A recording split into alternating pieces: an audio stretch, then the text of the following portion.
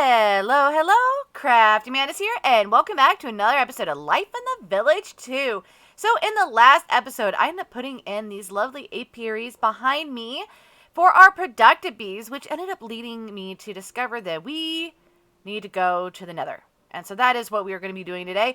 But first, I want to discuss, the productive bees. So in the last episode, I was talking about how the productive bees, we need more space. And so I decided that we're going to use these. These are willow trapdoors. And so you find those in a swamp. Well, at least a type of swamp. You end up finding these kind of willows, which are just straight trees, kind of like the spruce. And then there's also another kind of willow, which is a swamp willow, which ends up having the roots and stuff that come off of it as well. But yeah, so we're going to be using these. And then I'm going to end up putting basically this again up on top with a few modifications so we can actually get to the stuff. But productive bees isn't necessarily going to be our focus. It's going to be the Nether. And we also wanted to get the warehouse built. And in order to have the warehouse operable, we need to have a courier. So I've got 2 buildings set up for us to have the lovely builder build. And I'm not going to do a time lapse of these because of the fact that it's, I want to concentrate primarily on the Nether and the exploration of that. And so today we are going to end up going ahead and getting these in place so that these guys can start emptying out their inventories and stuff. And then what do you need, Zay? Oh, you need another axe. Okay. I will take care of you later. But first and foremost, let's go ahead and whoop there. That did exactly work very well, did it? Okay, so we want to go to the warehouse, and we definitely want to head over here to the Nordic one. Here we go.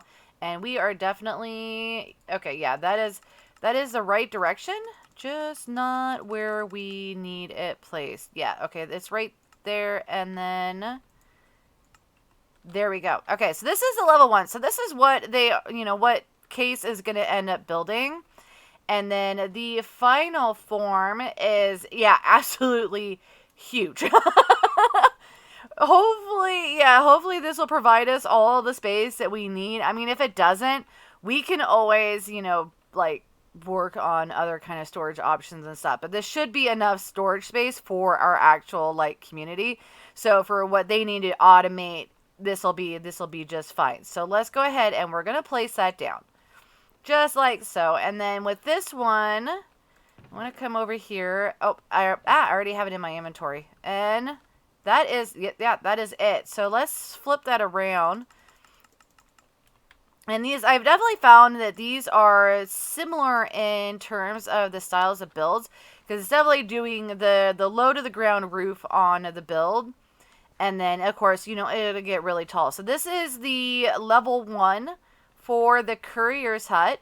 And then if we come over here to the level 5, so it's, and then you can see that's, what the lovely guard tower is going to look like. So you can kind of see what they're going to look like, next to each other. And then I also ended up having them, having Case finish the guard tower over there. So we've actually got 4 guards right now. Though one of the guards is actually going to be our courier. I wanted to keep them occupied so that they didn't go wandering off like, the last courier. So, so that is going to work very well for our one there. So I'm going to go ahead and have Case build these. And then we could take a look at how they look when it's done. Alright, so Case is finally finished with both of the builds. So let's take a quick peek inside. So as you can see, we've got all kinds of storage and stuff for, for the community. Granted, it is definitely filling up at the moment for the simple fact that, we've had a little bit of a backlog. But Marco is running around like crazy and gathering up all the stuff, which has been fantastic. And then this is the actual courier hut. So nothing really, nothing really big about that. But now we can actually not have to worry about, because I've already had the miner ask me a couple times to clear out the inventory because of the fact that he couldn't put anything else inside the stuff. So now we don't have to worry about that, and we are progressing. I'm really excited. I'm really excited about this. Just wandering around, it's been looking. I'm yeah, I'm very much looking forward to seeing what the final product of this is going to be. But we are no longer going to be concentrating on mine colonies. We are going to be entering the Nether. Now, I put the portal over there. I do plan on doing some kind of build. I haven't quite decided yet what I wanted to do. I'm not really happy with the Nether portal build that I found in the mine colonies stuff for the decorations. So it's like, yeah, okay, we'll kind of work around that. And I added these fences to keep keep the villagers from actually crossing, because I'm trying to keep the villagers out of the portal. That's going to be, that's going to be the biggest thing. I do not need them trying to go off into the Nether. I don't know if they actually will, but yeah, we've already lost a few of our villagers to, to other things. So, let's put that there. I probably do not have enough of the arrows, but I think this will work. All right. I'm nervous. I don't know what to expect. I don't know what to expect at all. Whether it's going to be regular, like, Nether. Or, okay. All right. Oh, great. This is not a good spawn. Yeah, I do not. Yeah, because of those guys right there. That is not a good, yeah, I don't. Okay, I do not have any whole lot of blocks or anything like that, but that's alright. Okay, so what I'm going to do is I'm going to make some of the fences and stuff. Let me block this off, and then we can go exploring. Alright, so far it is looking like the regular, like, Nether generation, and at the moment, the only thing that I seen were those foxes slash dogs slash wolves. I don't know what those guys are. But so far, that's the only mob I've seen that's not in vanilla Minecraft. And then, yeah. So apparently, my spawns in Minecraft have been, yeah. Because in my hardcore world, I have a Nether, another fortress right next to where the portal is, and then yeah, the portal is just right over there. I just came straight this way, so straight east, and yeah, so there's a bastion over there. I don't know if I'm ready to take that on. One, I'm not wearing any gold, which I realized my mistake as I was coming out this direction. Now also, one of the things that I noticed too is really weird. So if I go to journey map, there's nothing here. I don't know. Yeah, it's weird. It doesn't want to map it. So I have been using this, and it seems to map out a lot further, which is weird. So it looks like to the north we do have one of the blue forests, and so we might want to head in that direction, because yeah, that'll be open and stuff. In fact, where we're at right now is a lot of the netherrack, and so we should be able to find some of the bees around here. So that is what I'm going to be doing. And it's probably going to take me a... Oh, what is... charred bones. Okay. All right, good to know we can get bones here. Yep, we can get regular bones. Okay, awesome. Sweet. So I will collect those up as well. I don't know if I want to... Okay, yep. Yeah, there we go.